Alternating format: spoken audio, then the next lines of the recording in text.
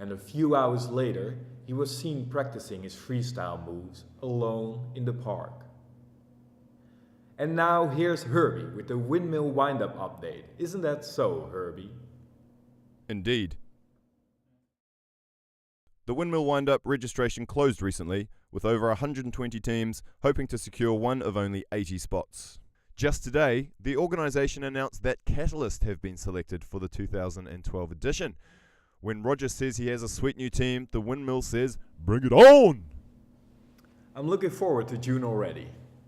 That's it for us here in the studio. Thank you for watching, and good night.